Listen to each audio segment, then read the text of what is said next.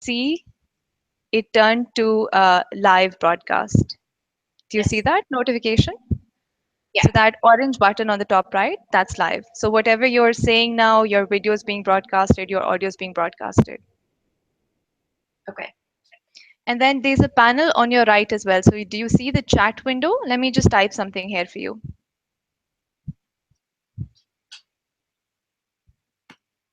This is how you will see all of the messages come in. Okay. Okay.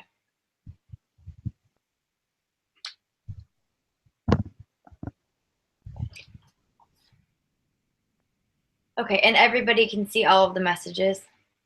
Absolutely, yes. And it's up to you. So if at any point you feel like you just want to mute the messages, if you don't want the chat panel at all, we can even take that off. Okay.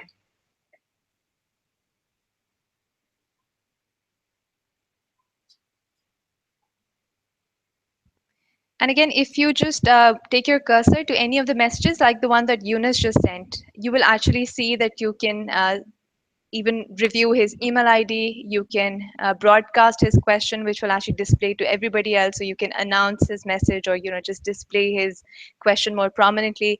You can even delete it. You can edit it, or you can just block Eunice as well. So you have some moderation with this chat panel. Okay. So when I say broadcast question, that puts it in everybody's, all the viewers, it puts it in their right hand screen, or does it sort of show it somewhere else? It shows it right below your video. So while we're broadcasting your video, it will show up as a blurb on your video.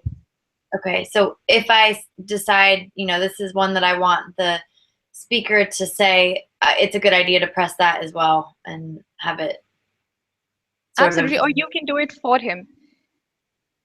Okay. Okay. Any All other right. question? Let's see. So email, broadcast, reply. And so if I reply to this specific one, is it just directly to him, or would that go, everybody would then see the reply as a direct response to his So it'll question? be a direct response just to that person. So it'll be a private message. Okay.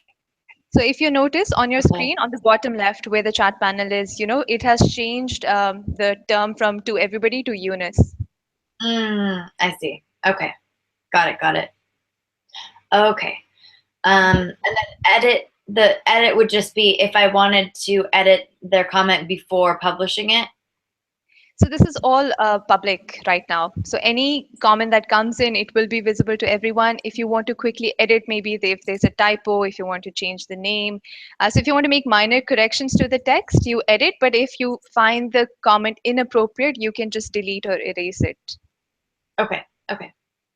And I want to show you another feature right next to the ban option. There's also a finger raise, which is invite a speaker. So let's say during the live session, this is entirely preference based. But if you want to invite one of, let's say, the attendees to share the broadcast with you, or to ask you an audio question or a video question, you can actually invite them as a speaker if they accept. But I would say don't use that option because you don't know who you'll be speaking to in the end. Yeah, that's true. Okay. So it's fairly simple. And again, we will just log in 15 to 20 minutes or even 30 minutes prior to when you're about to go live. And I will be available here. Melissa, one thing. Can you click on that circle? The one to ban it? Oh, this.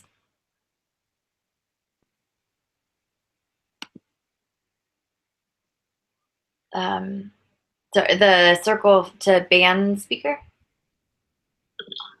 Yeah, no, not the blue one, just above that, above this one. Oh, here. Yeah, this one. Okay. Yeah. Now here you can decide whether you want all the chat messages to be public or you want it to be private. Okay. And so if I allow both public and private messages, that gives the writer of the message the option to choose? Correct, yes.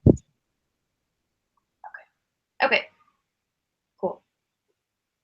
Okay. I think, yeah, we'll probably keep, typically, do you have most people set it to all public, or what's the most common? So the most common is definitely public messages because you want other people to actually see all of the questions that they're asking, all of the feedback to the presentation. But then if at any point you feel like, the comments are not suitable, they're not appropriate. I think it would depend.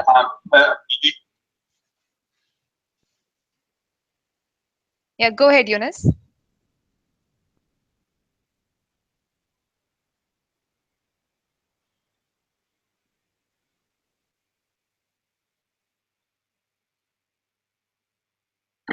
Can you still hear Eunice, Melissa? No. Okay. So again, I think it just depends on your preference. Okay. It depends on how you want to moderate it, but let them just send out messages which are seen by everyone, and we can change it later if you prefer. Okay. And the default setting is all public though, so I don't have to change it if I want. Correct. Yes. Okay. Sounds good.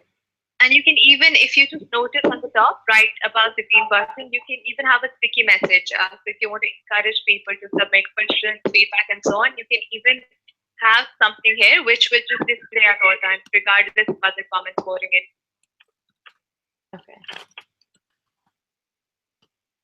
Exactly. And just click the green button. Okay. Okay. Got it. Okay. Sticky message. Okay. So it's fairly simple. And again, I will be available whenever you have the live session. Okay. And so in this case, if somebody's broadcasting the video chat, and then the transition into just chat is outside of this platform, right? This is the one that's within, or is it in the same? Yes. Yeah. Okay. So generally with webinars, you have all of the attendees sending questions from text, and you just should want the Q&A to be the last 15 minutes of the session. You answer them on video. Okay. So we scheduled it is what it is, but we scheduled the recruiter text chat to just be right after the live event, which wasn't originally the plan, but they're worried about resourcing and people being able to take the time off. So it's right after the next. So I guess what would you suggest is the best transition between, so from 4 to 6 p.m. Hong Kong time, we've got this live event, and for the end of it, people are asking questions via text and getting responses through the video. And then we need to get them, I guess, to go back into the platform to, well, get whoever still wants to participate at that point, I guess, to go back into the platform and log in to the chat function, right? Correct. Okay. So it's probably worth making, I guess, I don't know, unless you have another suggestion, making an announcement that sort of explains that. Absolutely. And we can put up the sticky message right but okay. So they all. Can the sticky message have a link to that? Let's just try. Okay. Let me try and put up a message. Okay.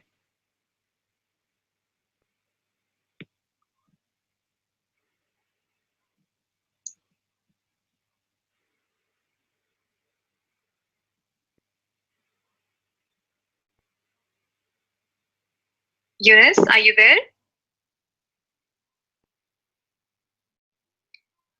Melissa, I will have to check it. Yes, yeah. Can you see the sticky message? Okay, just one second. Yeah, please visit barclays.vpage.com. So there's a URL in that message. Can you click on that? Yeah, just 1 second. Yes, I can click on that. Okay, so it works, Melissa. Okay, great. So I could even in theory just prep a sticky message or two beforehand, so I could just copy it and paste it and throw it in at the end to get people to go over there. Sure. Okay, great. And Melissa, I also wanted to ask you, I sent an email regarding the job description. Yep.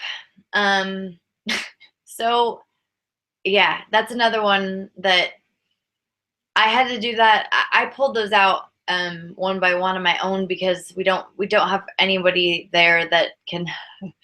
The representative we were working with before would have pulled all of this for us, but since they have their new applicant tracking system, the only way that I was able to get the links, I as you pointed out, was I made an account and I signed in, and the way that it is now, because they're just in between the tracking systems, kind of as I was mentioning, the place where I said description only, if you click on the apply now button on those pages, it takes you to their old applicant tracking system, which is empty except for one job in Tel Aviv for some reason.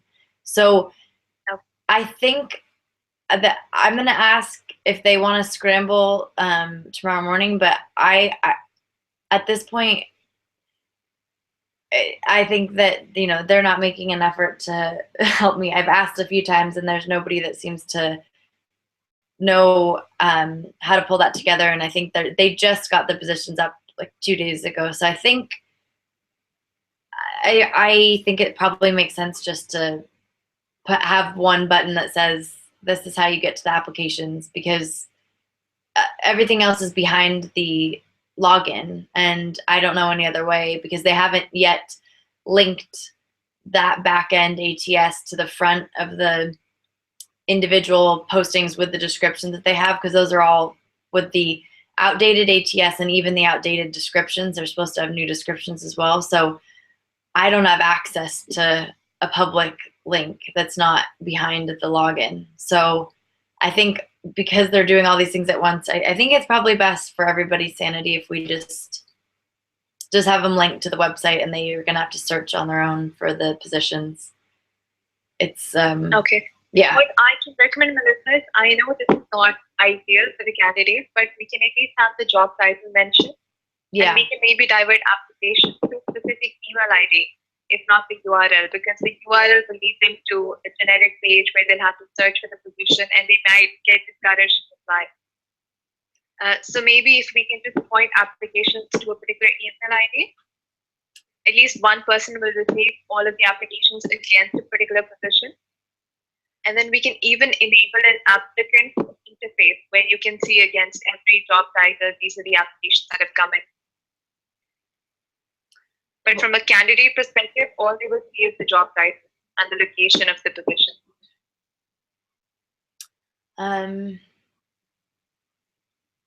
I don't know, because that would require an email on Barclays side. Is that right?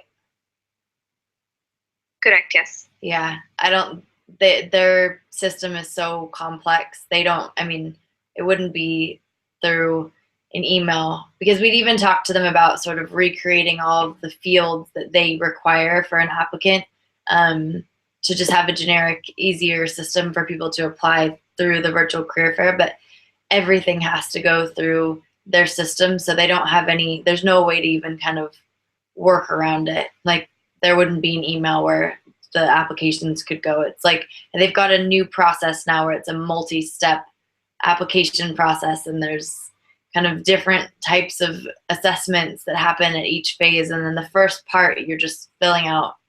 So I don't even think that that's possible. Then they have to create another kind of step to the system, and I think it all has to go through this applicant tracking system that they've got now.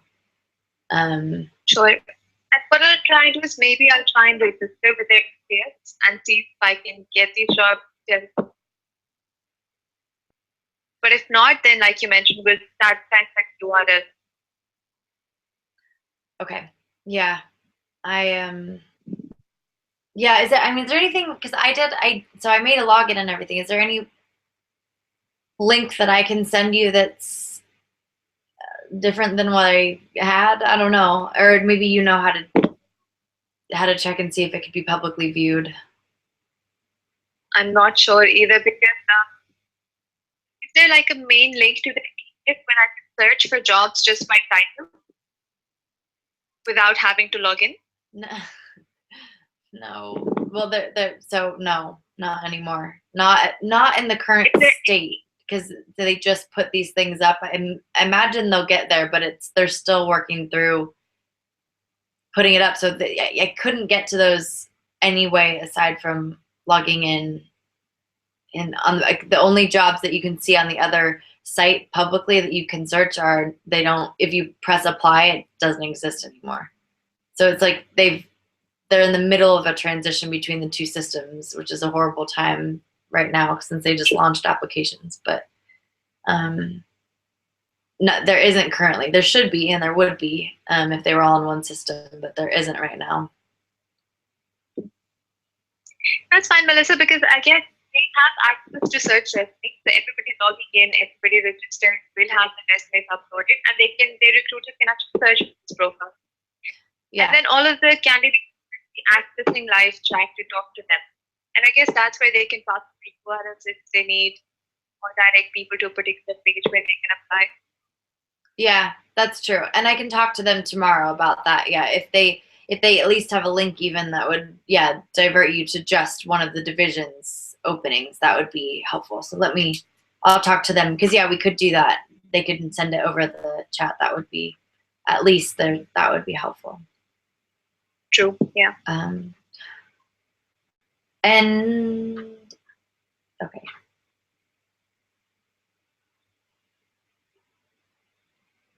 Okay, for the is that the resume and the CV, that's only viewable by Janice and myself and the admin? Correct.